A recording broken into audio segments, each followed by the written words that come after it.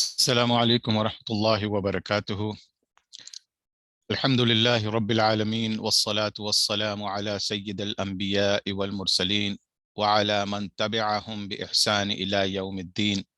أما بعد، فأعوذ بالله من الشيطان الرجيم. بسم الله الرحمن الرحيم. رب اشرح لي صدري ويسر لي أمري واحلل عقدة من لساني يفقه قولي. اللهم أرنا الحق حقا وارزقنا اتباعه، وأرنا الباطل باطلا وارزقنا اجتنابه.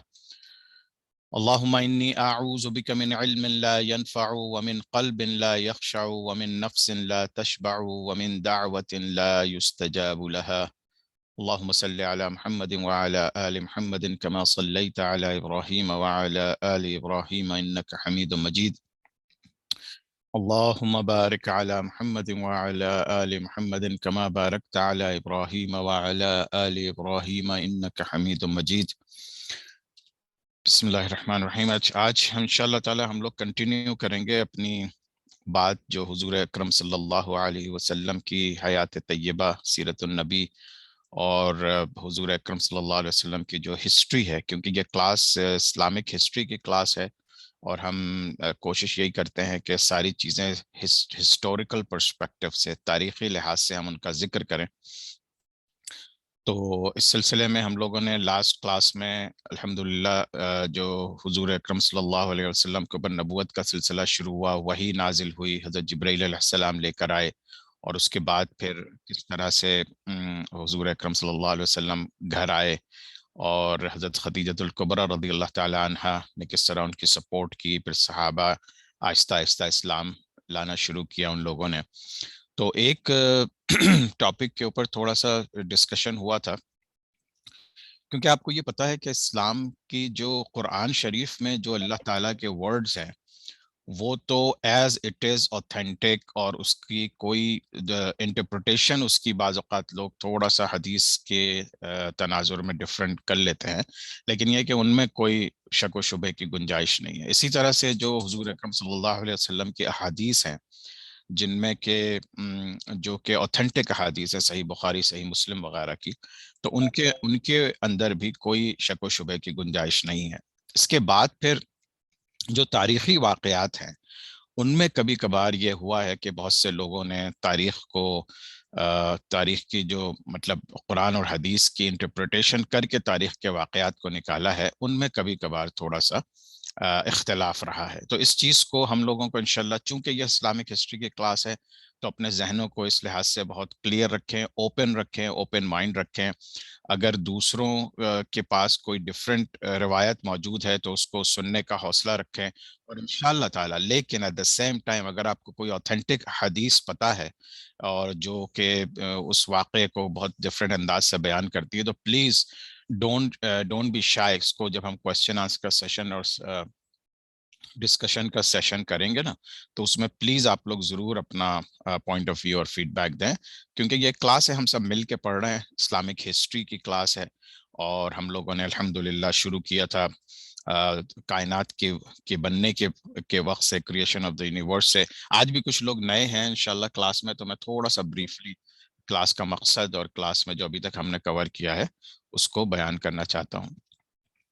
तो हमने क्रिएशन ऑफ द यूनिवर्स से शुरू किया था, फिर फरिश्ते, जिन और इंसान किस तरह से बनाए अल्लाह मियाँ ने, किस तरह से उनकी रूहें बनाई, फिर उनमें जिस तरह इंसान जब आता है दुनिया में तो किस तरह उसकी रूहें ट्रांसफ़र होती हैं। जितने भी कुरान शरीफ में पैगंबरों का जिक्र है वो भी हम लोगों ने कवर किया। 25 पैगंबरों का जिक्र है कुरान में, हमने तफसील से उनके सारे वाक़यात को जिक्र किया। फिर ये कि पैगंबरों के बाद हज़रत ईसा अलैहिस्सलाम के बाद जो वाक़यात थे तकरीबन 600 साल हुज़ूर अकरम सल्लल्लाहु अलैहि वसल्लम तक, उनको हमने तफसील से पढ़ा। फिर इस दौरान जो डिफरेंट एम्पायर्स थी उनको पढ़ा, अरब का कल्चर पढ़ा, अरब का सराउंडिंग और बॉर्डरिंग कंट्रीज, महल वक़ू पढ़ा। फिर हमने हुजूर अकरम सल्लल्लाहु अलैहि वसल्लम की ज़िंदगी को पढ़ा कि किस तरह से उनकी पैदाइश हुई, किस तरह से उनके ख़ानदान वाले थे। हुजूर अकरम सल्लल्लाहु अलैहि वसल्लम के जो आबा अजदाद थे उनके मुतालिक पढ़ा। अब्राहा का जो इवेंट हुआ था वो उसको स्टडी किया। और फिर चलते चलते फिर हम लोग हुजूर अकरम सल्लल्लाहु अलैहि वसल्लम की बचपन, जवानी और फिर उनकी शादी तक पहुँचे थे। उसके बाद फिर हुजूर अकरम सल्लल्लाहु अलैहि वसल्लम شادی کے بعد کی زندگی کیسے گزری، کون کون ان کے قریبی رشتہ دار تھے، اور پھر کس طرح سے ان کے اوپر وحی نازل ہوئی اور جبرائیل علیہ السلام آئے اور اس طرح سے چیزیں آگے بڑھیں۔ تو آج ہم انشاءاللہ تعالی مکہ مکرمہ کا وہ پیریڈ اسٹڈی کریں گے جس میں کافی مشکلات ہوئیں حضور صلی اللہ علیہ وسلم کو اور ان کے صحابہ کو۔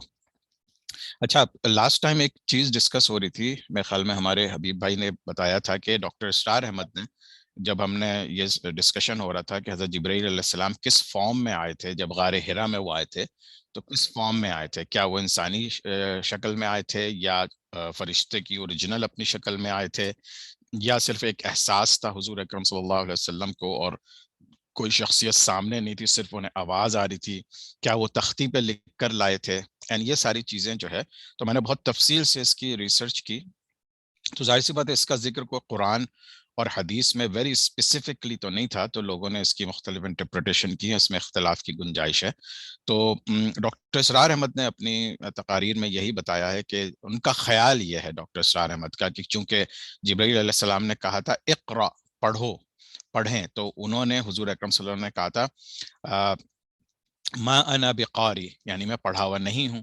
تو اس سے اس ڈاکٹر اسرار احمد نے یہ لیا کہ شاید انہوں نے کوئی تختی پہ دکھایا تھا کہ یہ پڑھو۔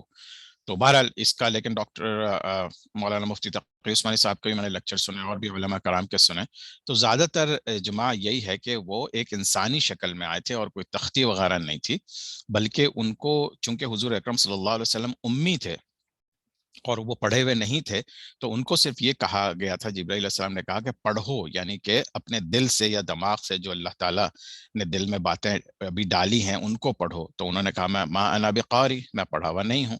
تو پھر جبرائیل علیہ السلام نے ان کو 3 دفعہ اپنے سینے سے لگا کے بھیجا۔ تو اس سے بھی یہ بات ظاہر ہوتی ہے کہ اگر وہ فزیکل کنڈیشن میں نہیں تھے تو ان کو پھر بھیجنے کا کیا مطلب۔ تو بہرحال اللہ عالم، یہ سب چیزیں بتا دینا ضروری ہیں کیونکہ آپ لوگ مختلف جگہوں سے مختلف چیزیں سنتے ہوں گے۔ تو یہ اس کو کلیریفیکیشن تھی جو میں نے مناسب سمجھا کہ انشاءاللہ اس وقت کر دوں۔ اچھا، اب چونکہ ہم اپنی کلاس میں میرا مقصد یہ بھی ہے کہ آپ لوگوں کو نقشے پڑھنا اور نقشوں کو یاد رکھنا بھی بہت ضروری ہے، کیونکہ تاریخ کو جس طرح بچپن سے ہمیں پڑھائی گئی تھی، اگر ہمیں نقشے نہیں دکھائے جائیں اور اسپیسیفک ایریاز نہیں دکھائے جائیں تو ہمیں چیزوں کا یاد رکھنا بہت مشکل ہے کہ ایک بادشاہ آیا تھا، وہ فلاں جگہ کا بادشاہ تھا اور پھر وہ یہاں گیا وہاں گیا، لیکن یہ کہ چونکہ اس کا نقشہ نہیں دکھایا جائے تو پھر ہمیں یاد رکھنا بہت مشکل ہو جاتا ہے۔ تو اسی وجہ سے میں سب کو انکریج کرتا ہوں پلیز اپنے گھر میں بڑے بڑے نقشے لے کے لگائیں، دنیا کے نقشے اور خاص طور سے مڈل ایسٹ کے نقشے، تاکہ آپ بھی اپنے بچوں کو بھی گھر والوں کو بھی بتا سکیں کہ کون سا واقعہ کہاں پر ہوا تھا۔ چونکہ ہمارے پیغمبر حضرات زیادہ تر جو ہے مڈل ایسٹ میں آئے تو مڈل ایسٹ کا نقشہ بھی بہت ضروری ہے۔ تو مڈل ایسٹ میں جو ہے یہ سعودی عرب کا نقشہ آپ سمجھیے، اور جتنے پیغمبر تھے یہ فلسطین کا ایریا ہے، عراق، شام، سعودی عرب اور یہ یمن، پھر ایجپٹ، تو یہاں پہ زیادہ تر پیغمبر آپ کے جو خاص طور سے جن کا قرآن شریف میں ذکر ہے وہ سب یہیں سے آئے۔ تو جب آپ کو قرآن شریف کے لحاظ سے پیغمبروں کی لوکیشن یاد ہو جائے گی یا لوکیشن کا اندازہ ہو جائے گا تو پھر آپ کو ان کی تاریخ بھی یاد رکھنا بہت آسان ہو جائے گی انشاءاللہ۔ آج ہمارا چوتھا سیشن ہے، موڈیول 3 ہے موڈیول 3 کا ٹاپک سیرت النبی ہے، لائف آف پروفیٹ محمد صلی اللہ علیہ وسلم ہے۔ آج ہم سیورل ٹاپکس کا ذکر کریں گے۔ بیسیکلی حضور اکرم صلی اللہ علیہ وسلم کی لائف تو 570 میں ان کی پیدائش ہوئی اور 632 میں ان کا وصال ہوا۔ تو ہم نے لاسٹ ٹائم تک ذکر کیا تھا سیکنڈ مائگریشن ٹو حبشہ، حضور اکرم صلی اللہ علیہ وسلم سے حضور صلی اللہ علیہ وسلم کے حکم پر، اللہ کی ہدایت پر ان کو پہلی حبشہ میں وہ لوگ مائگریٹ کیے، کیونکہ کفار کے مظالم بہت زیادہ بڑھ گئے تھے مکہ مکرمہ میں۔ اور پھر ایک دفعہ یہ مشہور ہو گیا کہ کفار مسلمان ہو گئے ہیں مکہ کے، تو یہ لوگ واپس آئے، لیکن جب پتہ چلا یہ خبر غلط تھی تو پھر وہ دوبارہ گئے اور ان کے ساتھ کچھ اور لوگ گئے، اور پھر نجاشی کا جو واقعہ ہوا تھا وہ بھی ہم لوگوں نے اس کا ذکر کیا، اور کس طرح سے نجاشی نے ان کو انٹرٹین کیا اور مسلمانوں کو وہاں آرام اور سکون سے رہنے کی اجازت دے دی تھی۔ اچھا، آج کے جو ٹاپکس ہیں تو ہم نے ہجرت حبشہ تو الحمدللہ کور کر لیا لاسٹ ٹائم۔ اب کفار کے جو مظالم مکہ مکرمہ میں شروع ہوئے، اب ان کا ذکر جو ہے وہ آج ہم کریں گے۔ اس کے علاوہ 2 بڑے ایونٹ جو اسلامی تاریخ میں ہوئے، وہ حضرت حمزہ حضور اکرم صلی اللہ علیہ وسلم کے چچا اور عمر رضی اللہ تعالیٰ عنہ کا قبول اسلام. یہ ان کے بہت بڑے صحابی تھے حضرت عمر، جو بعد میں جنہوں نے پوری دنیا میں سمجھیں کہ اسلام کا سکہ جمایا. تو ان دونوں کا قبول اسلام کا ذکر ہوگا. مسلمانوں کو جو شعیب ابی طالب میں قید کر دیا گیا تھا 3 سال کے لیے، کنفائنمنٹ آف مسلمس، اس کا ذکر ہوگا. عام الحزن، غم کا سال، جب حضرت ابو طالب، حضرت خدیجہ الکبریٰ رضی اللہ تعالی عنہا کا انتقال ہوا، تو عام الحزن، غم کا سال کہلاتا ہے. پھر اس کے فوراً بعد طائف کا سفر ہوا، پھر بیچ میں ایک جنوں کا اسلام قبول کرنا، پھر ایک بہت بڑا ٹاپک اسراء و معراج، اور پھر اگر وقت ہوا تو پھر ہم بیت عقبہ، جو مدینہ منورہ مائگریشن سے پہلے جس کی جو واقعات ہوئے بیت عقبہ، جو ایک بیعت ہوئی تھی مدینہ منورہ کے لوگوں میں اور حضور اکرم صلی اللہ علیہ وسلم کے درمیان مدینہ سے ہجرت سے پہلے، ہم اس سب کا ذکر کریں گے انشاءاللہ تعالی. اچھا، جب حضور اکرم صلی اللہ علیہ وسلم کے وحی آ گئی اور ان کے جو قریبی لوگ تھے انہوں نے اسلام قبول کر لیا، لیکن یہ کہ اب ان کے ظلم و ستم بڑھتے گئے، اور خاص طور سے جب مسلمانوں کی تعداد تھوڑی سی اور زیادہ بڑھی، تو سردار جو قریش تھے، ابو جہل تھا اور دوسرے جو سردار تھے، ان لوگوں نے اپنے لوگوں کی مدد سے ہر طریقے سے کوشش کی کہ کسی طرح حضور اکرم صلی اللہ علیہ وسلم کو منع کیا جائے، روکا جائے، اور ان کے جو لوگ جس طرح سے اسلام پھیلنا شروع ہو گیا اس کو ختم کیا جائے. لیکن ان کی کوشش ناکام رہی. لیکن اس سلسلے میں مسلمانوں کے اوپر بہت زیادہ ظلم و ستم ہوئے، اور سردار قریش نے باقاعدہ ایک بہت ہی پلان طریقے سے ان کے اوپر ظلم و ستم کیا. اچھا، کفار جو ہیں یہ بہت زیادہ ذلت محسوس کر رہے تھے، کیونکہ جب یہ حبشہ کی طرف مائگریٹ کیا اور انہوں نے اپنے 2 لوگوں کو بھیجا، تو انہوں نے جا کے نجاشی نے ان کو واپس بھیج دیا. یہ لوگ بڑے تحفے تحائف لے کے گئے تھے، لیکن اللہ تعالیٰ کی طرف سے نجاشی کے دل میں مسلمانوں کے لیے ایک اچھا جذبہ پیدا ہوا. تو یہ لوگ بہت غصے میں بھی تھے اور ذلت محسوس کر رہے تھے. تو اس طرح کے واقعات ہوتے چلے گئے، اور بعض ایسے واقعات ہوئے کہ جس کو آج ہمیں امیجن کرنا بھی بڑا مشکل ہوتا ہے. انہوں نے حضور اکرم صلی اللہ علیہ وسلم کو ہراس کیا، ٹارچر کیا، اور ان کے صحابہ کو ٹارچر کیا. عتیبہ بن ابو لہب، اگر آپ کو یاد ہو، ابو لہب کے 2 بیٹے تھے، عتبہ اور عتیبہ. جو عتیبہ بن ابو لہب تھا، اس نے حضور صلی اللہ علیہ وسلم کو باقاعدہ فزیکلی ٹارچر کرتا تھا. تو ایک دن اس نے ٹارچر کیا اور کافی زیادہ تکلیف پہنچائی، لیکن چونکہ اللہ کی طرف سے ابھی حکم نہیں آیا تھا، تو حضور اکرم صلی اللہ علیہ وسلم اور صحابہ اپنا ہاتھ روکے ہوئے تھے، یعنی وہ پلٹ کے وار نہیں کرتے تھے. ایک دفعہ جو ہے عقبہ ابن ابو معیط نے حضور اکرم صلی اللہ علیہ وسلم کے جب وہ سجدے میں تھے تو ان کے سر کے اوپر لا کے اونٹ کی اوجڑی رکھ دی تھی. اب یہ سوچیں، وہ بدبودار اور ایون کہ بہت زیادہ، کیونکہ اونٹ کے اوجڑی بہت ہیوی ہوتی تھی تو ان کا سر اٹھانا سجدے سے بہت مشکل تھا. تو اس طرح کی چیزیں ہوتی رہیں. ایک دفعہ حضور اکرم صلی اللہ علیہ وسلم کو حرم شریف میں ان کے کپڑے پھاڑ دیے گئے، اور ان کے گلے کے گرد ایک کپڑے کا پھندا بنا کے اتنی زور سے کھینچا کہ وہ بالکل چوک ہو گئے، یعنی کہ ایسا لگ رہا تھا کہ بس خدا نخواستہ ان کی جان نکل جائے گی. تو حضرت ابو بکر صدیق رضی اللہ تعالیٰ عنہ، جو ان کے بہت اچھے دوست بھی تھے، وہ دور سے بھاگتے ہوئے آئے اور انہوں نے لوگوں کو ہٹانا شروع کیا. لیکن لوگوں نے پھر حضرت ابوبکر صدیق کو اتنا مارا، خاص طور سے ان کے چہرے پہ، کہ ان کا چہرہ جو ہے وہ بالکل سویلنگ ہو کے اس طرح کا ہو گیا تھا کہ آپ آنکھ، ناک، یہ سب چیزیں جو ہے آپ میک آؤٹ بھی نہیں کر سکتے تھے، اور اس میں وہ بے ہوش ہو گئے.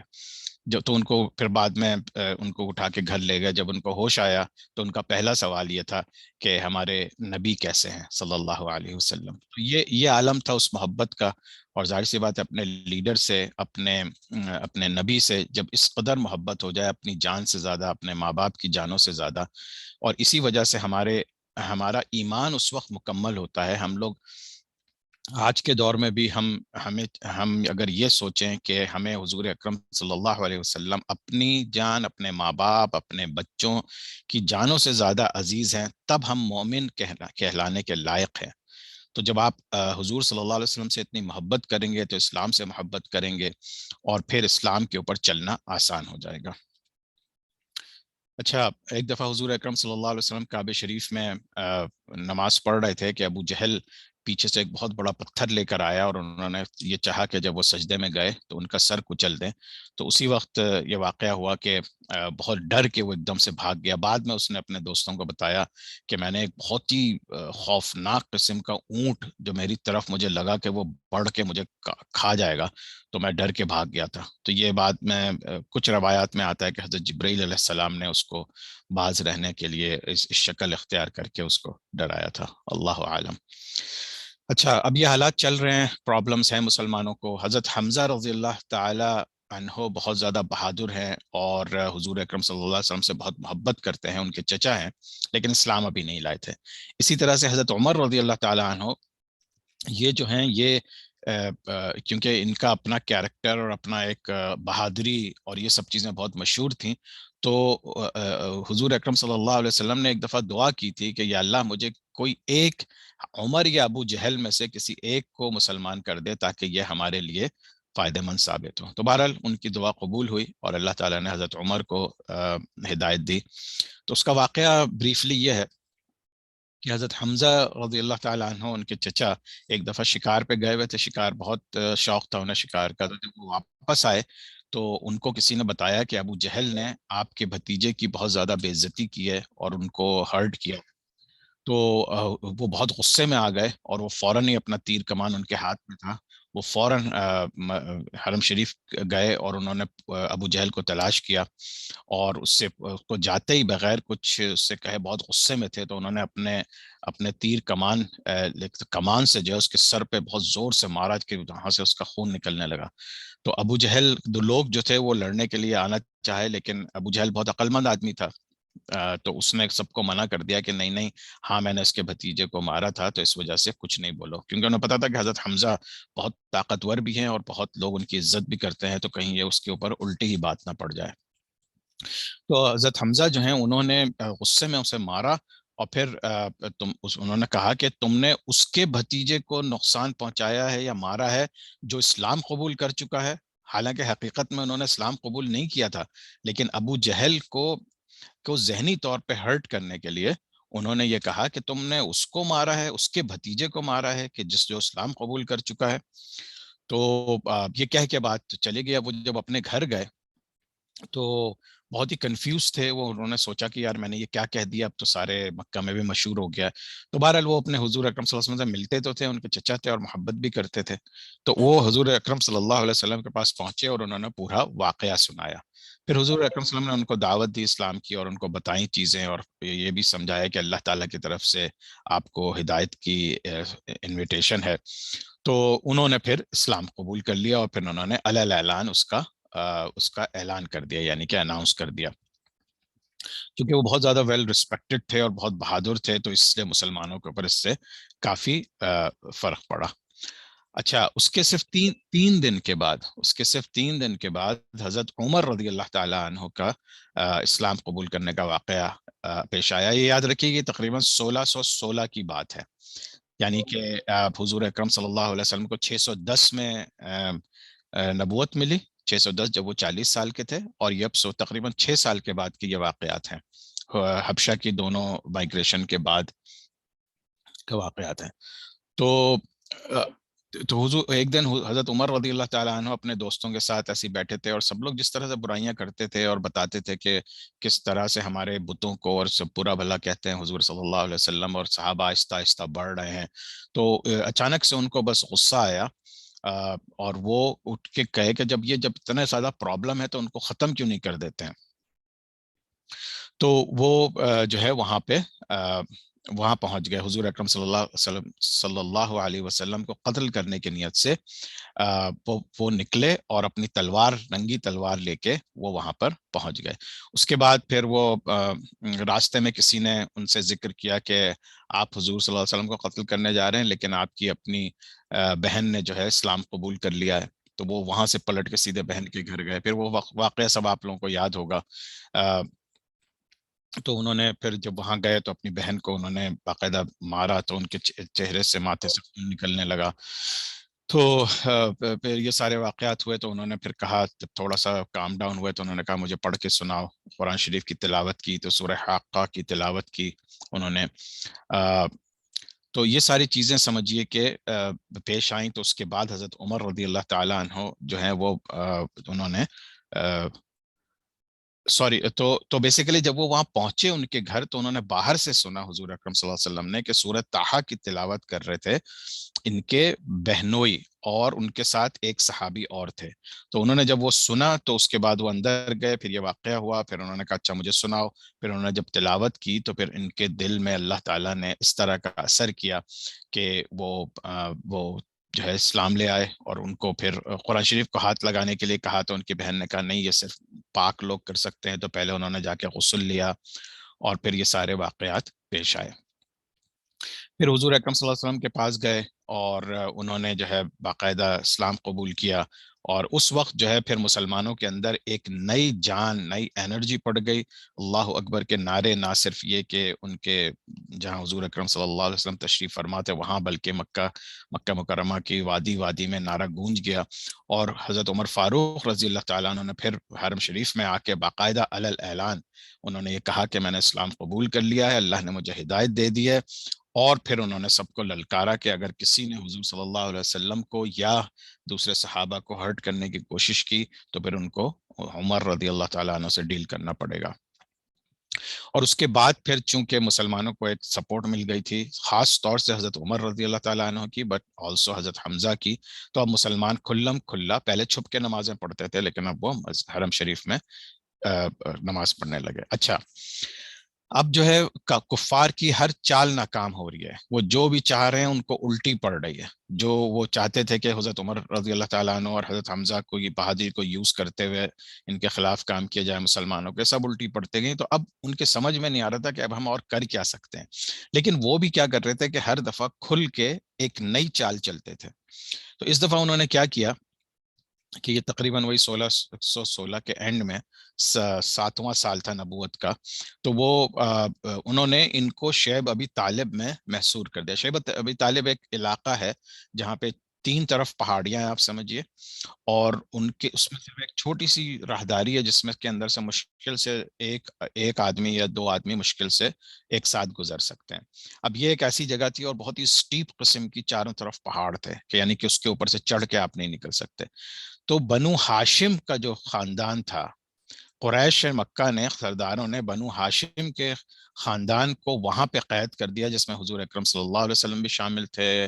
اس وقت تک حضرت حمزہ، حضرت عمر فاروق، سارے بڑے بڑے صحابہ بھی تھے، اور انہوں نے نہ صرف قید کر دیا بلکہ ان کے اوپر پابندی لگا دی، یعنی ان کے اوپر بائیکاٹ کر لیا ان کے ساتھ کہ نہ تمہارے ساتھ ہماری اب شادیاں ہوں گی کسی اور کی، نہ ہم تمہارے، نہ کھانے پینے کی چیزیں پہنچیں گی، نہ ان کے ساتھ کوئی سوشلائز کرے گا، نہ ان کو اسلام کی دعوت دینے کا کوئی موقع ملے گا۔ تب یہ بہت ہی سمجھیے کہ ایک افسوسناک بھی تھا، لیکن مسلمانوں کے لیے بہت ہی تکلیف دہ تھا، کیونکہ اینڈ آف دا ڈے سب سے مین چیز ہوتا ہے کہ اگر آپ کھانا پینا بھی نہیں کر سکیں گے اور اتنے دن تک ان کو قید رکھا وہاں پہ، تو ان لوگوں کی زندگیاں کیسے محفوظ رہیں گی۔ اور پھر یہ کوئی تجارت نہیں کر سکتا ہے، ٹوٹل فائنینشیل بین لگا دیا تھا ان کے پاس، جو بھی تھا وہ شروع میں تھوڑا بہت جو استعمال کر کے کچھ لوگ وہاں پہ چھپ کے کھانا وانا پہنچا دیتے تھے، لیکن ان کے اوپر بھی سختی سے پابندیاں لگا دی گئیں۔ اور پھر انہوں نے ایک سرداروں نے مل کے ایک کعبہ شریف کے اندر ایک ایگریمنٹ لکھ کے لگایا کہ جتنے سردار ہیں وہ اس پہ ایگری کرتے ہیں کہ بنو ہاشم کے خاندان کے خلاف ہم جو ہیں یہ بائیکاٹ کر رہے ہیں۔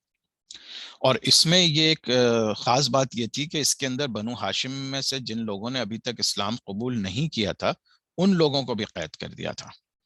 ٹھیک ہے، تو اب اسی سوچئے کہ حضرت ابو طالب جو کہ بوڑھے ہو چکے تھے، حضرت عمر فاروق رضی اللہ تعالیٰ عنہ، حضرت حمزہ، دیور آل وہاں پہ تھے، لیکن ان کو فائٹ بیک کے لیے جو ہے وہ منع کیا گیا تھا۔ تو انہوں نے حضور اکرم صلی اللہ علیہ وسلم کے بات کی پاسداری کرتے ہوئے انہوں نے فائٹ بیک نہیں کیا، کیونکہ اگر وہ اتنے بہادر تھے وہ چاہتے تو بڑے آرام سے اچھے خاصے لوگوں کو قتل کر کے باہر نکل جاتے، لیکن بہرحال اللہ کی منشا بھی یہی تھی، اور حضور اکرم صلی اللہ علیہ وسلم کا میسج بھی اپنے صحابہ کے لیے یہی تھا۔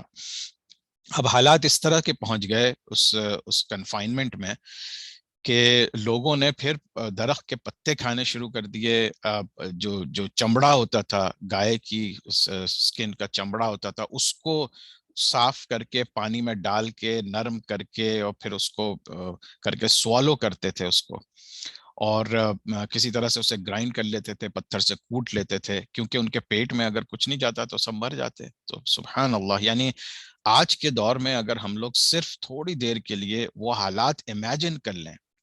آج ہم لوگوں کے اندر قناعت ختم ہو گئی ہے، ہم لوگ خوب سے خوب تر کی تلاش میں اتنا کھو گئے ہیں اس دنیا میں کہ ہم یہ سوچتے ہی نہیں کہ ہمارے نبی صلی اللہ علیہ وسلم جو وجہ کائنات ہیں، جو اللہ تعالیٰ کے سب سے محبوب بندے ہیں، انہوں نے اور ان کے صحابہ نے کس طرح کی زندگی گزاری، اور پھر اللہ تعالیٰ نے ان کو کتنی عزت دی، پوری دنیا میں عزت دی.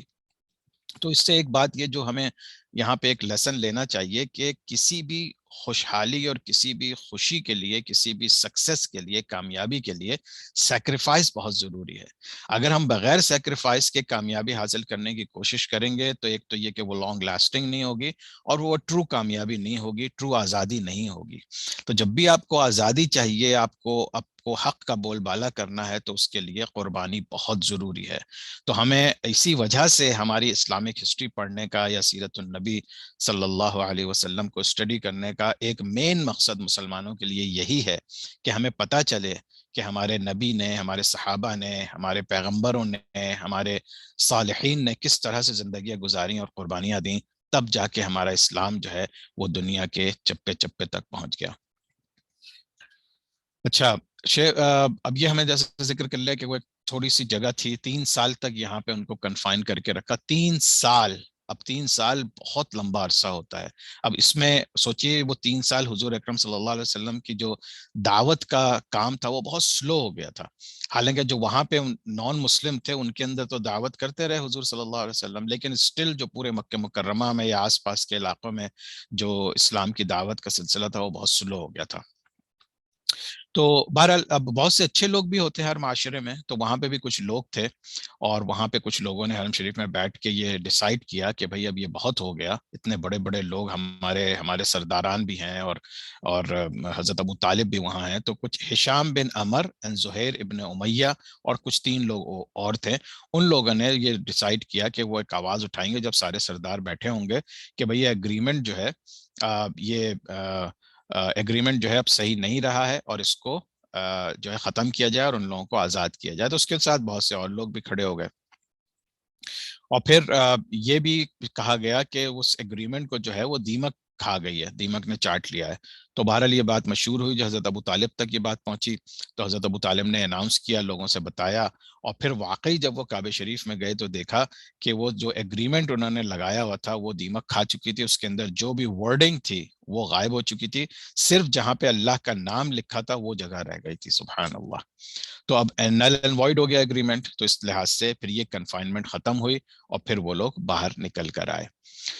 جن لوگوں نے سعودی عرب کو وزٹ کیا ہے یا نقشہ وغیرہ دیکھا ہے تو وہ یہ دیکھیں کہ یہ کلاک ٹاور ہے آج کل، جو بہت ہی اونچا ایک کلاک ٹاور بنا دیا ہے. تو اس کے لیفٹ پہ اس جگہ یہ شعیب ابی بن طالب تھا، جو آج بھی یہ علاقہ حجاج کرام گزرتے ہیں یہاں سے. تو یہ علاقہ ہے، اتنی دور ہے، بہت زیادہ دور بھی نہیں تھا لیکن تھوڑا سا دور تھا اس کے. اور یہ آج کل جو حجاج کرام کے لیے ٹنل بنائے گئے ہیں وہ اسی پہاڑ کے نیچے اس کو کاٹ کے بنائے گئے ہیں. تو یہ ایریا بھی آپ دیکھ سکتے ہیں. اسی طرح سے یہ ایک اور ویو ہے، اور اس کو ماؤنٹ ابو قبیس کہتے ہیں. اور یہ جو ماؤنٹ ابو قبیس ہے، آج تک بھی اس کے پہاڑ کے کچھ سلسلے ہیں. اور یہ پہاڑ اس قدر چٹیل ہیں، اس قدر مضبوط پتھروں کے ہیں کہ ان کو توڑنا بہت آسان نہیں ہے. تو پھر اس وجہ سے پورے پہاڑ کو توڑنے کے بجائے سعودی گورنمنٹ نے ان کے اندر سے ٹنلز نکال دیے ہیں تاکہ جو پیدل حجاج کرام ہے وہ بھی جا سکیں، اور پھر گاڑیوں کے ٹنلز بھی بنا دیے ہیں. تو یہ آج اتنی ٹیکنالوجی کے بعد اتنی مشکلات ہیں صرف ایک راستہ بنانے کے لیے. تو اس وقت سوچئے کہ حضور اکرم صلی اللہ علیہ وسلم اور صحابہ کس دور سے گزر رہے تھے. اچھا، اب یہ تمام چیزیں ہو رہی ہیں، یہ تمام پرابلمز ہو رہی ہیں، یعنی کہ تکلیفیں بڑھتی چلی جا رہی ہیں، لوگ پریشان ہیں، لیکن اس کے ساتھ ساتھ مزید اب غم آنا ہے، ان کے اوپر مزید آزمائشیں آ رہی ہیں. اور یہ اب سال آتا ہے عام الحزن. عام کہتے ہیں سال کو، اور حزن کہتے ہیں غم کو، یعنی غم کا سال آ رہا ہے. اب غم کا سال کیا ہے کہ ان کے سب سے بڑے سپورٹر جو معاشرے میں تھے وہ حضرت ابو طالب تھے. انہوں نے اسلام تو قبول نہیں کیا تھا لیکن وہ ان کے سپورٹر تھے. اور تو ان کا انتقال ہو گیا۔ اب حضور اکرم صلی اللہ علیہ وسلم کو جو ہر لحاظ سے سپورٹ کرتے تھے، اور کیونکہ وہ سردار بھی تھے قریش کے، تو اس وجہ سے ان کی وجہ سے بہت سی پرابلمز کم ہو گئی تھی، تو ان کا انتقال ہوا تو حضور اکرم صلی اللہ علیہ وسلم کو بہت بڑا دھچکا لگا۔ لیکن صرف یہی نہیں، کہتے ہیں کہ صرف 3 دن کے بعد یا مہینے کے بعد ان کی جو سب سے بڑی دوست تھیں، ان کی سپورٹ کرتی تھیں اپنے گھر میں، ان کی بیوی حضرت خدیجۃ الکبریٰ رضی اللہ تعالی عنہ کا بھی انتقال ہو گیا۔ تو اب یہ حضور اکرم صلی اللہ علیہ وسلم کا واقعی ایک غم کا سال تھا۔ یہ ایسا سال تھا کہ اس میں بڑے بڑے جو ہیں ہل کے اپنے اصل کام سے ڈیویٹ ہو جائیں اور جو ہے اللہ سے شکایت شروع کر دیں، لیکن انہوں نے ہر حال میں اللہ تعالیٰ کا شکر ادا کیا اور اللہ تعالیٰ سے دعا کی کہ اللہ تعالیٰ ان کو ہمت دے، طاقت دے، تاکہ وہ اللہ کے پیغام کو آگے پہنچانے میں کامیابی کے ساتھ جاری رکھ سکیں۔ اچھا، اب یہ سب چیزیں ہوئی، بجائے اس کے کہ کفار کو تھوڑا خیال آتا، انہوں نے اپنے ظلم اور بڑھا دی۔ انہوں نے سوچا یہ اب اور اچھا موقع ہے کہ حضور اکرم صلی اللہ علیہ وسلم دلی طور پہ کمزور ہو چکے ہیں، تو اب اس وقت ان کے اوپر کاری ضربیں لگانا بہت آسان ہے، اور چونکہ اب ابو طالب کی سپورٹ بھی نہیں تھی تو انہوں نے اپنے ساری چیزیں بڑھا دی۔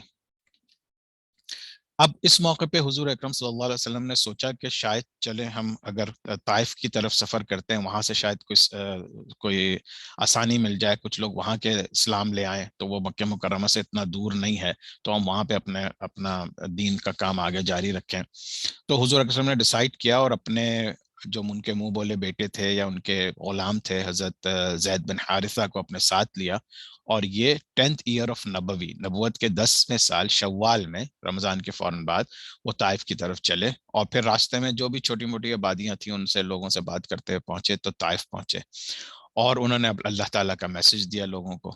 طائف میں جو ہے وہ مینلی جو قبیلہ تھا اس کا نام تھا ثقیف۔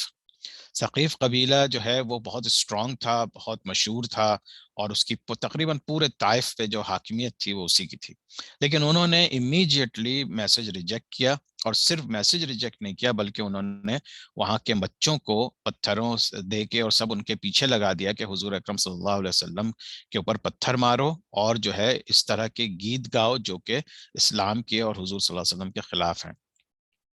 اب بچوں کو تو فن چاہیے ہوتا ہے، بچے نے یہ چیز شروع کر دی، تو حضور اکرم صلی اللہ علیہ وسلم کے پاس اتنے پتھر پڑے، ان کی جو ہے ان کے پیر مبارک میں، ان کے جوتوں میں ان کا لہو، ان کا بلڈ اس طرح جا کے جم گیا تھا کہ جوتا اتارا نہیں جاتا تھا، اتنا زیادہ ان کو بلڈی کر دیا تھا۔ اسی طرح سے حضرت زید رضی اللہ تعالیٰ عنہ پوری کوشش کرتے تھے کہ ان کے سامنے آ جائے پتھر، وہ خود کھائیں، لیکن وہ خود بھی بہت ہرٹ ہو گئے، اور حضور اکرم صلی اللہ علیہ وسلم بھی بہت زیادہ ہرٹ ہوئے، اور بہت ہی نا امیدی کی حالت میں پھر وہ واپس چلے۔ راستے میں پھر واقعہ ہے کہ ایک عیسائی تھا جس سے ملاقات ہوئی، کسی کا غلام تھا وہ، ایک اور کوئی قریش قبیلے کے کچھ لوگ تھے، تو اس نے آ کے ان کو انگور کا خوشہ پیش کیا، تو تاکہ انہوں نے پھر وہاں تھوڑا سا ریسٹ کیا، اور پھر اس کے بھی ڈیٹیل واقعات ہیں۔ ظاہر سی بات ہے ہم ہر واقعے کو بہت زیادہ ڈیٹیل میں ڈسکس نہیں کر سکتے، لیکن بہرحال جب ان کا واپسی ہو رہی ہے، اب واپسی کے دوران ایک واقعہ ہوا جہاں پہ جنہوں نے حضور اکرم صلی اللہ علیہ وسلم کے اوپر اسلام قبول کیا۔ اچھا، شوال 10 نبوی کو جب وہ واپس آ رہے تھے طائف سے، تو ایک وادی نخلہ ہے، یہ مکہ مکرمہ اور طائف کے درمیان میں ایک وادی ہے، وادی نخلہ، تو یہاں پر تقریباً 10 دن کے لیے وہ انہوں نے وہاں پہ اسٹے کیا، اور پھر وہاں پہ نماز وغیرہ، مسجد کی ایک جگہ تھی وہاں پہ نمازیں وغیرہ پڑھ رہے تھے، تو وہاں پہ عبادت کر رہے تھے، تو وہاں سے ایک جنوں کے قافلے کا گزر ہوا۔ یہ جن آ رہے تھے نصیبین سے، ترکی کا ایک علاقہ ہے نصیبین، وہاں پہ سیریا بارڈرز کے قریب ہے، اور میسوپوٹیمیا کا جو ایریا ہے نا، جو سمجھے دجلہ اور فرات کے درمیانی حصہ ہے، وہاں سے جنوں کا قافلہ گزر رہا تھا۔ انہوں نے حضور اکرم صلی اللہ علیہ وسلم کو قرآن کی ریسیٹیشن کرتے ہوئے سنا، اور ان کے اوپر اتنا اثر ہوا کہ ان میں سے بہت سے جنہوں نے اسلام قبول کر لیا۔ اسی طرح سے، اور وہ سورہ جو تھی سورہ احقاف کی آیات وہ ریسائٹ کر رہے تھے۔ اسی طرح سے مختلف روایات ہیں کہ اس کے علاوہ بھی تقریباً 7-8 ایسے ایونٹس ہوئے جس میں کہ جنہوں نے یا تو ملاقات کی حضور اکرم صلی اللہ علیہ وسلم سے، یا ان کو تلاوت کرتے ہوئے سنا، اور مختلف مواقع پہ اسلام لے آئے وہ لوگ۔ سے 6 ایونٹس ہوئے تقریباً جنہوں نے جن 6 ایونٹس کے ڈفرینٹ ایونٹس میں جنہوں نے حضور اکرم صلی اللہ علیہ وسلم کے اوپر اسلام قبول کیا. اچھا یہ جو پہلا واقعہ ہوا تھا اس میں اس وقت حضور صلی اللہ علیہ وسلم کو نہیں پتہ چلا کہ جن آئے تھے اور انہوں نے قرأت سنی اور اسلام لے آئے تھے، بلکہ بعد میں اللہ تعالیٰ نے انہیں قرآن میں آیت نازل کر کے بتایا کہ اس وقت تمہارے. تو اب یہ تھوڑی سی چیزیں تھوڑی سی، یعنی کہ جب ایک آپ یہ بھی سوچ سکتے ہیں کہ اس وقت انسانوں کی طرف سے بہت نا امیدی تھی، طائف کے لوگوں نے بہت مارا تھا حضور صلی اللہ علیہ وسلم کو، اور جو ہے اسلام قبول نہیں کیا تھا. حضرت خدیجہ رضی اللہ تعالیٰ عنہ کا انتقال ہو چکا ہے، حضرت ابو طالب کا انتقال ہو چکا ہے. تو بہت ہی سیڈ قسم کی کیفیات میں اللہ تعالیٰ نے پھر کم از کم جنوں کی طرف سے حضور اکرم کو ایک امید دی کہ ہاں چلو دیکھو دوسری مخلوق بھی ہیں جو تم پر اسلام قبول کر رہے ہیں، تو اللہ سے نا امید نہ ہوں. اور ظاہر بات ہے حضور اکرم صلی اللہ علیہ وسلم اللہ کے نبی تھے، ہر چیز کی گائیڈنس انہیں اللہ سے ملتی تھی، تو نا امیدی کا تو سوال نہیں ہے. لیکن بحیثیت انسان وہ ایک نبی کے ساتھ ساتھ ایک انسان بھی تھے، اور جب ان کے پاس یہ تکلیفیں آتی تھیں تو وہ اللہ ہی سے مانگتے تھے اور اللہ ہی سے دعا کرتے تھے، لیکن بہرحال بحیثیت انسان ان کو محسوس ہوتی تھی یہ باتیں. اچھا اب جو سب سے اہم واقعہ ہے وہ ہے اسراء اور معراج کا. تو یہ وہ واقعہ کہ اب دیکھیے پھر اگین جب یہ عام الحزن گزرا، طائف کا واقعہ ہوا، بہت زیادہ دل پریشان ہے حضور صلی اللہ علیہ وسلم کا، اور اس موقع کے اوپر پھر آ کے اللہ تعالیٰ نے انہیں ایک ایسا انعام دیا کہ غالباً جتنے بھی ان کے دل میں جو ہے غم تھا اور تکلیف تھی، وہ اللہ تعالیٰ نے کس طریقے سے ان کو اپنے پاس بلا کے، اگر آپ سوچیں اس کو صرف بہت ہی چھوٹے سے لحاظ سے سوچیں کہ اگر آپ کسی ماں کا بچہ بہت زیادہ یا ماں باپ کا بچہ بہت زیادہ پریشان ہے، دور ہے اور جو ہے تکلیفیں اٹھا رہا ہے، تو ماں باپ کہتے ہیں اپنے پاس بلا لیتے ہیں کہ آؤ میرے پاس آؤ، اور اس کو آ کے پھر ظاہر بات ہے بچے کو بھی احساس ہوتا ہے کہ میرے ماں باپ ہیں. یہ محبت کے تقاضے سے بات کر رہا ہوں میں کہ اگر جو محبت کرنے والے ہیں وہ کس طرح سے کیسا محسوس کرتے ہیں. تو اللہ تعالیٰ نے اپنے پاس بلایا، اور وہ بھی ان کی زندگی میں بلایا. موت کے بعد تو ہم سب کو اللہ کے پاس جانا ہی ہے، لیکن اللہ نے اپنے پاس بلا کے ساری دنیا کو دکھایا، اور پھر آج تک ہمارے لیے ایک اتنی بڑی مثال چھوڑی کہ کس طرح سے اللہ تعالیٰ اپنے بندوں سے محبت کرتا ہے. اللہ نے کیا کیا انعامات دیے انہیں اس موقع کے اوپر، اور کس طرح سے ان کو خوش آمدید کہا. اچھا سورہ بنی اسرائیل کی جو آیت ہے، پہلی آیت ہے، اعوذ باللہ من الشیطان الرجیم، سبحان الذی اسرا بعبده لیلا من المسجد الحرام الى المسجد الاقصى الذی بارکنا حوله لنریه من آیاتنا انه وهو السمیع البصیر، انه هو السمیع البصیر. اس کا ترجمہ انگلش میں، glory be to the one who took his servant Muhammad صلی اللہ علیہ وسلم by night from the sacred mosque to the farthest mosque whose surroundings we have blessed so that we may show him some of our signs. Indeed he alone is the all hearing all seeing.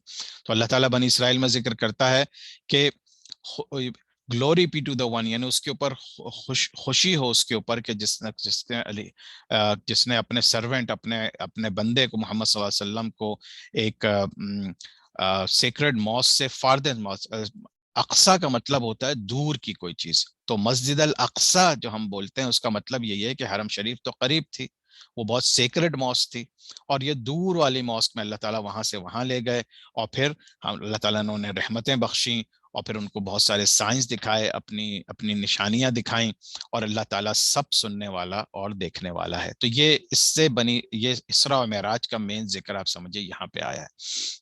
اچھا اب اسراء کا مطلب سمجھ لیتے ہیں کہ اسراء اور معراج ہم لوگ یہ دونوں چیزیں ساتھ کمبائن کر کے بولتے ہیں. اسراء کا مطلب ہے جو زمینی راستہ ہے، یعنی journey from Makkah to Aqsa mosque, اس کو اسراء کہتے ہیں، اور یہ بنی اسرائیل میں پہلی آیت میں آ گیا. معراج کہتے ہیں پھر مسجد اقصی سے لے کے جو آسمانوں تک حضور اکرم صلی اللہ علیہ وسلم کا سفر ہے اس کو معراج کہتے ہیں. تو اس وجہ سے یہ ساتھ ساتھ آتا ہے اسراء و معراج، اور یہ سورہ نجم میں اس کا ذکر ہے. اچھا اس کے بعد چونکہ یہ ایک ایسی چیز تھی جس کو عام حالات، خاص طور سے اس وقت نہ کوئی ٹیکنالوجی نہ کچھ، تو اس وقت لوگوں کے لیے بڑا مشکل تھا اس چیز کو بلیو کرنا کہ یہ کیسے ہو سکتا ہے کہ حضور اکرم صلی اللہ علیہ وسلم ایک لمحہ، دنیا کے لحاظ سے وہ ایک لمحہ تھا کہ ان کے دروازے کی کنڈی بھی اس وقت ہل رہی تھی کہ وہ یہ تمام پورا سفر کر کے واپس آ گئے تھے. یہ لوگوں کو جب تک دل میں ایمان نہ ہو اور حضور اکرم صلی اللہ علیہ وسلم کے 100% سچے ہونے کا یقین نہ ہو، اس کے اوپر کون کیسے بلیو کر سکتا ہے. تو اس وجہ سے جب حضور اکرم صلی اللہ علیہ وسلم واپس آئے، اب ظاہر سی بات ہے ان کے علاوہ تو کوئی نہیں تھا وہاں پہ، وہ اکیلے تھے، جبرائیل علیہ السلام تھے.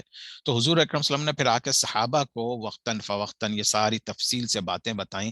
تو روایات میں آتا ہے کہ تقریباً 28 صحابہ ایسے ہیں جنہوں نے پھر اس واقعات کو آگے بتایا، اور جس طرح سے پھر ہم تک یہ واقعات پہنچے. اسی وجہ سے اس میں بہت سے واقعات میں تھوڑا سا اختلاف ہے، لیکن یہ کہ احادیث سے، جو صحیح احادیث ہیں، اس سے پھر ہمیں پتہ چلتا ہے کہ اسراء و معراج کا اصل واقعہ کیا تھا.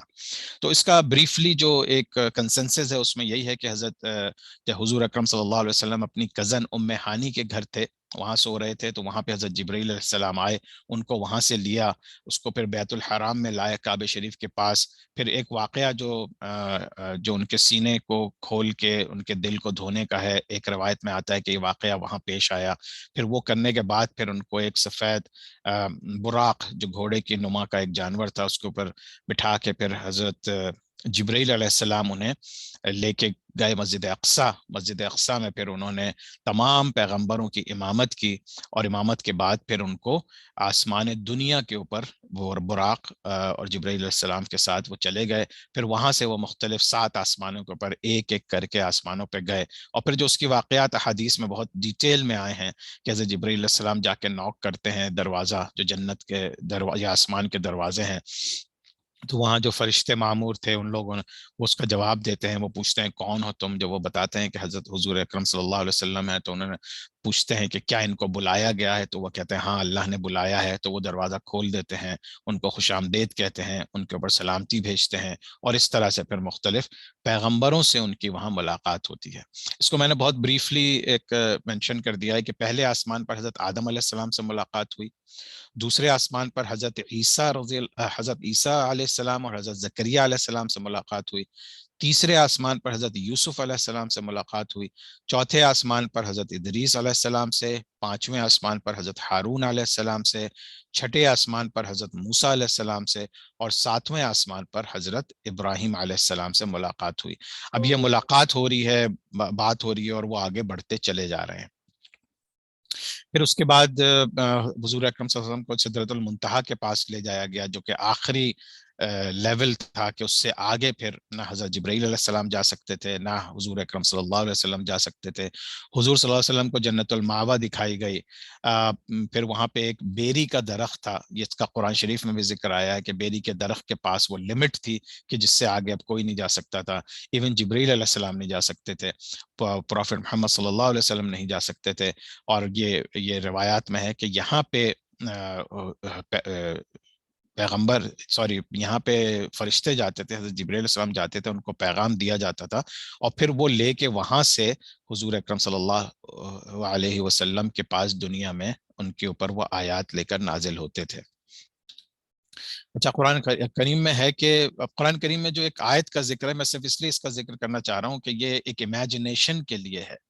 سبحان اللہ، میں جب بھی اس آیت کو پڑھتا ہوں تو میں سوچتا ہر دفعہ ذہن میں ایک ایسی چیز امیجن ہوتی ہے کہ جو صرف آپ امیجن ہی کر سکتے ہیں. تو قرآن اس کا ترجمہ ہے اس آیت کا کہ جبکہ جو بیری کے درخت کو ڈھانپے ہوا تھا وہ ڈھانپے ہوا تھا، یعنی کہ جب وہ وہاں پہنچے بیری کے درخت کے پاس، تو وہاں پہ جو چیز ڈھانپے ہوئی تھی وہ ڈھانپے ہوئی تھی. اب اس کو آپ سوچیں، وہ اللہ کا سایہ تھا، اللہ تعالیٰ کا وجود تھا، اللہ تعالیٰ کی رحمت تھی. یہ سب انسان اس لحاظ سے اپنے آپ کو امیجن کر سکتا ہے.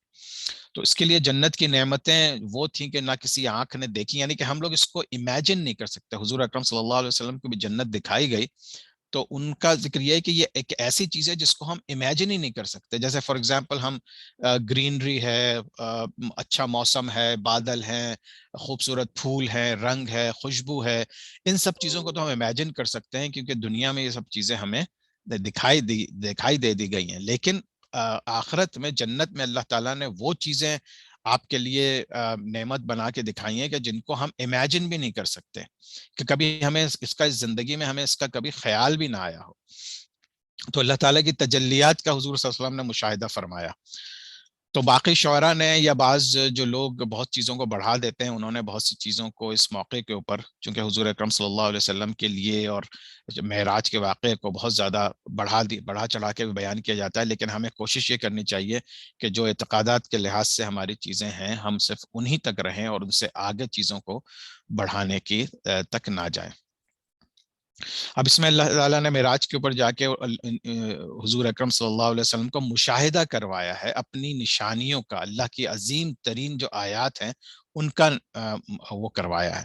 تو حضور اکرم صلی اللہ علیہ وسلم وہاں پہ موجود ہیں، وہ اللہ تعالیٰ کے دربار میں ہیں۔ اب اس کے اوپر بس یہیں پہ اس کو ہم چھوڑیں گے، اس سے آگے یہ ذکر نہیں کریں گے کہ کس طرح سے، کیونکہ بہت سے لوگوں میں پھر یہ مشہور ہے کہ حضرت جبرائیل علیہ السلام رک گئے تھے، پھر انہوں نے کہا تھا میرے پر جل جائیں گے، پھر وہ آگے حضور اکرم صلی اللہ علیہ وسلم گئے اور پھر ان کی ملاقات ہوئی باقاعدہ اللہ تعالیٰ سے۔ تو وہ ساری چیزیں وہ ڈیٹیلز ہیں، اور اس میں چونکہ اختلافات ہیں تو اس کا ذکر ہم آج نہیں کریں گے انشاءاللہ۔ یہاں تک ہمیں ہر چیز کے اوپر بلیف کرنا چاہیے کہ یہ معراج کا یہ واقعہ ہوا۔ قرآن شریف میں ہے کہ واٹ ایور محمد صلی اللہ علیہ وسلم saw he believed it and his heart did not deny it۔ اب حضور اکرم صلی اللہ علیہ وسلم چونکہ اللہ کے نبی ہیں اور ان کے دل آلریڈی اللہ کی نشانیوں سے بھرا ہوا ہے، تو انہوں نے اس کو جو کوئی چیز دیکھا انہوں نے اس پہ بلیف کیا اور اس کو ڈینائی نہیں کیا۔ اور پھر اللہ تعالیٰ کہتا ہے مسلمانوں سے کہ کیا تم ان سے اس بات پہ فائٹ کرتے ہو جو انہوں نے اپنی آنکھوں سے دیکھا ہے؟ یعنی لوگ یہ کہنے لگے تھے، خاص طور سے ابو جہل، جب یہ واپس آئے تھے ابو جہل اور اس کے لوگ یہ کہنے لگے تھے کہ یہ تو ہو ہی نہیں سکتا، یہ تو نعوذ باللہ جھوٹ بول رہے ہیں یہ۔ تو اس کو پھر اللہ تعالیٰ نے ایڈریس کیا قرآن شریف میں کہ کیا تم جو حضور صلی اللہ علیہ وسلم نے اپنی آنکھوں سے دیکھا تھا تم اس کو ڈینائی کرتے ہو؟ بہرحال تو یہ ساری چیزیں تھیں۔ اس کے بعد بیت معمور پہ گئے۔ بیت معمور وہ جگہ ہے جہاں پہ یہ کعبہ شریف جو ہے، ایک کعبہ شریف فرشتوں کے لیے وہاں پہ بیت معمور میں بنایا گیا ہے، جس میں 70,000 فرشتے داخل ہوتے ہیں اور طواف کرتے ہیں ہر روز، اور وہ اس کے بعد ان کی باری قیامت تک نہیں آئے گی۔ یعنی آپ فرشتوں کی تعداد کا اندازہ لگائیں کہ 70,000 فرشتے ہیں، تو کس طرح سے وہ لوگ ایک دفعہ طواف کر لیتے ہیں تو ان کا دوبارہ واپس نہیں آتا، ان کی باری دوبارہ نہیں آتی۔ پھر بہرحال پھر ڈیٹیلز ہیں، یہ اگین روایات میں ہے کہ ان کے پاس، حضور اکرم صلی اللہ علیہ وسلم کے پاس 3 پاٹس لائی گئیں، جس کے اندر ایک میں دودھ تھا، ایک میں شراب تھی، ایک میں شہد تھا۔ تو حضور اکرم صلی اللہ علیہ وسلم نے دودھ کو سلیکٹ کیا اور اس کو پیا، تو جبرائیل علیہ السلام نے کہا کہ یہ انسان کی نیچر سے سب سے زیادہ قریب چیز ہے۔ ان چیزوں کے اوپر انشاءاللہ ہم بہت زیادہ ڈیٹیل میں یا ڈسکشن بھی نہیں کریں گے، کیونکہ مختلف روایات میں مختلف چیزیں ہیں، تو ہم مین موٹی چیزوں کو انشاءاللہ ڈسکس کریں گے۔ حضور اکرم صلی اللہ علیہ وسلم کو 3 تحفے دیے گئے وہاں پہ۔ ایک 50 نمازوں کا فرض کی گئی شروع میں، جب حضور اکرم صلی اللہ علیہ وسلم اللہ کے پاس گئے 50 نمازیں انہیں ملی۔ پھر سورہ بقرہ کی جو 2 آیتیں ہیں وہ ان کو، کیونکہ یہ 2 آیتیں ایسی ہیں قرآن شریف کی جو معراج کے وقت نازل ہوئی تھی حضور صلی اللہ علیہ وسلم کے اوپر، تو یہ دنیا میں نازل نہیں ہوئی۔ یہ سورہ بقرہ کی آخری 2 آیات، اس لیے ان کا اتنا مقام ہے اور اتنی اس کو پڑھنے کی ہدایت ہے کہ یہ جنت کے قریب یعنی آسمان کے اوپر نازل ہوئی تھی۔ اور پھر اللہ تعالیٰ نے ایک انعام یہ بھی دیا تھا کہ حضور صلی اللہ علیہ وسلم کی امت کو کہ جو میجر سنس ہیں، پہلے یہ خیال کیا جاتا تھا کہ جو میجر گناہ ہیں ان کی معافی نہیں ہے، ان کی سزا کے بغیر ان کی کوئی وہ نہیں ہے۔ تو لیکن اللہ تعالیٰ نے یہ بھی انعام دیا کہ اگر انسان سچے دل سے توبہ کر لے گا تو پھر اس کے گناہ کبیرہ بھی معاف کر دیے جائیں گے۔ تو یہ 3 تحفے اللہ تعالیٰ نے حضور اکرم صلی اللہ علیہ وسلم کو دیے۔ پھر یہ روایت میں آتا ہے کہ 50 نمازوں کے لیے حضرت جب وہ واپس آ رہے تھے تو حضرت موسیٰ علیہ السلام کے پاس جب دوبارہ ملاقات ہوئی تو انہوں نے کہا کہ تمہاری امت جو ہے 50 نمازیں ان کے لیے بہت مشکل ہیں، تو اس طرح سے ان کو جاؤ اور تم اللہ سے مزید کہو کہ کم کر دیں۔ تو اس طرح سے وہ بیک اینڈ فورتھ گئے، مختلف روایات میں مختلف چیزیں ہیں۔ بہرحال یہ ہے کہ تقریباً 10 کم کی، پھر دوبارہ گئے، تو 3-4 دفعہ بھیجنے کے بعد پھر فائنلی اللہ تعالیٰ نے 5 نمازیں فرض کی۔ تو جب اس وقت پہ حضور اکرم صلی اللہ علیہ وسلم آئے تو موسیٰ علیہ السلام نے اس وقت بھی کہا کہ تمہاری امت یہ 5 نمازیں بھی نہیں پڑھ سکتی، اس کے اوپر یہ بہت بھاری ہو جائیں گی۔ تو حضور اکرم صلی اللہ علیہ وسلم نے کہا کہ اب مجھے شرم آتی ہے کہ میں نے 50 سے 5 پہنچوا دی، ابھی بھی میں حضور اللہ کے پاس جاؤں۔ تو بہرحال تو پھر وہ واپس آئے، اور اس لحاظ سے اس دن سے پھر ہم پر 5 نمازیں فرض ہو گئیں، جس کو ہم آج تک پڑھتے ہیں۔ اللہ تعالیٰ ہم سب کو توفیق دے کہ ہم کم از کم یہ 5 نمازیں صحیح وقت پہ اور خشوع و خضوع کے ساتھ پڑھیں انشاءاللہ۔ اچھا दूसरे दिन सुबह जब हुजूर अकरम सल्लल्लाहु अलैहि वसल्लम वापस आए और उन्होंने लोगों को बताया, तो हर किसी ने डाउट किया। जाहिर सी बात है, अब किसी को कैसे यकीन आ सकता है कि मैं एक लम्हे के अंदर हुजूर अकरम सल्लल्लाहु अलैहि वसल्लम के सारे वाकयात हो गए कि वो मस्जिद अक्सा गए, नमाज पढ़ाई पैगंबरों को, आसमानों पे गए, हर आसमान पे अलग अलग पैगंबर से मुलाकात हुई, फिर वापस आए, फिर मस्जिद सिर्फ मस्जिद हराम से मस्जिद अक्सा का ही इतना ज्यादा सफर था कि अगर किसी आप जहाज पे भी बैठ के जाए तो आपको अच्छा खासा घंटे 2 घंटे लग जाए वापस आने तक। तो बहरहाल, तो ये आज भी आप इमेजिन नहीं कर सकते, ये तो उस दिन की बात है, आज भी आप ये इमेजिन नहीं कर सकते, क्योंकि सिर्फ टाइम ट्रेवल का जो कॉन्सेप्ट है उस पे अगर आप सोचें तो आप ये कह सकते हैं कि हाँ भी टाइम ट्रेवल ऐसा है कि आप टाइम डायमेंशन से बाहर निकल के ये सारे वाकयात हुए और फिर जब आप वापस आए तो उस वक्त तक टाइम बिल्कुल भी गुजरा नहीं था। बहरहाल अल्लाह आलम। अच्छा, उसके बाद फिर लोगों ने सवालात किए उनसे, हुजूर अकरम सल्लल्लाहु अलैहि वसल्लम से क्रॉस क्वेश्चनिंग की। अबू जहल ने जब ये सुना तो वो बड़ा खुश हुआ। वो जो है हजरत अबू बकर सिद्दीक रजी अल्लाह ताला अन्हु के पास गया कि अब तो तुम मानोगे ना कि ये नाउजुबिल्लाह झूठ बोल रहे हैं कि हुजूर अकरम सल्लल्लाहु अलैहि वसल्लम। उन्होंने पूछा क्या हो गया, तो उन्होंने बताया कि क्या ऐसा हो सकता है कि एक लम्हे में कोई आसमान का सफर तय करके मस्जिद अक्सा से वापस आ जाए। तो हजरत अबू बकर सिद्दीक ने कहा नहीं, ऐसा तो नहीं हो सकता। तो उन्होंने कहा कि तुम्हें पता है, तुम्हारा दोस्त ये कह रहा है। तो फिर उन्होंने कहा नहीं, अगर हुजूर अकरम सल्लल्लाहु अलैहि वसल्लम ये बात कह रहे हैं तो फिर वो सच कह रहे हैं। यानी इसी वजह से उनको फिर लक़ब मिला था सिद्दीक का, सच्चे होने का, कि उनका ऐसा ईमान था अल्लाह पे और उसके रसूल पे कि उन्होंने कहा कि ये साबित है, ये नहीं हो सकता, लेकिन अगर हुजूर करम सल्लल्लाहु अलैहि वसल्लम कह रहे हैं तो ये फिर 100% सच कह रहे हैं। अच्छा, अब आखिर में हम थोड़ा सा ये ओवरऑल जो मक्के मुकर्रमा का पीरियड है और ये सारे वाकयात हैं, इन सब के ऊपर अगर हम थोड़ा सा रिफ्लेक्ट करें तो हम सोचें कि अल्लाह ताला की तरफ से हर चीज़ होती है। अल्लाह ताला ने ये सारी चीज़ें डिज़ाइन किया हुआ है, प्लानिंग हुई हुई है, सारी एक एक लम्हा जो गुजर रहा है वो अल्लाह की तरफ से ऑलरेडी। और इसी को कदर कहते हैं, यानी अल्लाह ने इसी में बेहतरी की हुई है, इसी तरह से जिंदगी गुजरती है, इसी तरह से क़यामत आ जाएगी। और अल्लाह को पता है कि सही किसी भी चीज का सही वक्त क्या है, सही जगह क्या है और सही लोग क्या है। तो अल्लाह ने अपने सारे प्रॉफिट्स भेजे, किस डिसीजन के बेसिस पे भेजे कि हजरत आदम अलैहिस्सलाम से लेके हजरत हुजूर अकरम सल्लल्लाहु अलैहि वसल्लम तक किन मकामात पे भेजे, किन लोगों के पास भेजे, किस जुबान में मैसेज भेजा। ये सारी चीजें अल्लाह की तरफ से प्लान थी।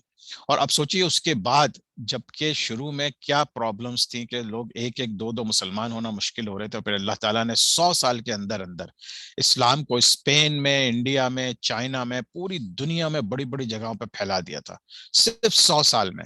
आज 100 साल में आप किसी की तारीख मुल्क की पढ़ें तो वो उसके अंदर थोड़ी सी चीजें खिसकी होती हैं अपनी जगह से।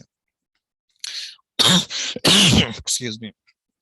और ये हमें पता है कि आप किसी भी सोसाइटी को, जबकि वो इतनी जाहिलाना माशरा था, आपके जो चेंज नहीं कर सकते। तो अल्लाह ताला ने उसकी भी एक सबब दिखा दिया कि बगैर डिफिकल्टी के, बगैर आजमाइश के कोई भी चीज़ आपको अचीव नहीं हो सकती। तो अल्लाह ताला ने हुजूर सल्लल्लाहु अलैहि वसल्लम की ज़िंदगी में भी जो स्ट्रगल और सैक्रिफाइस दी है, तो हमें इससे सीखना चाहिए। अगर हम आराम से अपनी ज़िंदगियों में सारे आराम को महसूस करते हुए हम चाहते हैं कि हम कोई चीज़ हासिल कर लें, तो ये पॉसिबल नहीं है। ये इंसानी फितरत में नहीं है, ये दुनिया के कानून में नहीं है। तो अगर हमें कोई चीज़ अपना स्ट्रगल करनी है, किसी किसी कॉज को हासिल करना है, किसी कॉज को हासिल करना है और उसमें कामयाबी हासिल करनी है, तो ये याद रखेंगे फिर आप ना सिर्फ ये कि स्ट्रगल के लिए तैयार रहें, बल्कि अपने ईमान में रखें कि मुश्किलात आएंगी, कुर्बानियां देनी पड़ेंगी। अगर नहीं देंगे तो फिर आप अपना मकसद हासिल नहीं कर सकते, क्योंकि अल्लाह के नबी से बड़ा कौन हो सकता है, और अल्लाह ने उनको भी आजमाइशों के थ्रू गुजारा। फिर जो माइग्रेट यानी हिजरत हुई, जिहाद हुजूर का सल्लम ने किया, सोसाइटी पूरी चेंज हुई, कुफार का परसिक्यूशन हुआ, मुनाफिकों के साथ डील करना पड़ा। यानी आप कोई भी आज के दौर को कंपेयर करते हुए आप कोई भी एक ऐसी आजमाइश सोचें तो आप ये देखें कि हुजूर अकरम सल्लल्लाहु अलैहि वसल्लम ने उसको फेस किया था। और हर चीज़ के लिए बाज़ औक़ात बहुत वक्त चाहिए होता है, हार्ड वर्क चाहिए होता है। तो अल्लाह ताला हम सबको अपने हिफ्ज़-ओ-मान में रखे, हम सबको हिदायत दे कि हम बेहतरीन से बेहतरीन वक्त गुजारें, अल्लाह की रज़ा के लिए गुजारें, हुजूर सल्लल्लाहु अलैहि वसल्लम की सुन्नत के ऊपर अमल करते हुए गुजारें, ताकि अल्लाह ताला हमें ना सिर्फ ये कि इस दुनिया में कामयाबी दे, बल्कि आखिरत में भी हमें सुरखरू करे। تو انشاءاللہ اگلے ہفتے پھر ہم اس کو کنٹینیو کریں گے. اگلا بھی حصہ بہت ضروری ہے اس لیے کہ وہ ہجرت کا سلسلہ شروع ہوگا. ہم انشاءاللہ اس کو یہاں پہ ختم کرتے ہیں, لیکن ابھی کوشچن آنسر کا سلسلہ جاری رہے گا, اور اس کے بعد پھر ایک ڈسکشن کا بھی ہوگا. تو جو لوگ جن کے پاس وقت نہیں ہے وہ اب جا سکتے ہیں, لیکن اگر آپ لوگوں کے پاس وقت ہے تو پلیز ٹھہریے, کلاس ختم کرتے پھر ہم کوشچن آنسر کا سیشن شروع کریں گے اور پھر ڈسکشن کا ہوگا. سبحانک اللہم و بحمدک, نشہد ان لا الہ الا انت, نستغفرک و نتوب الیک. السلام علیکم ورحمۃ اللہ وبرکاتہ.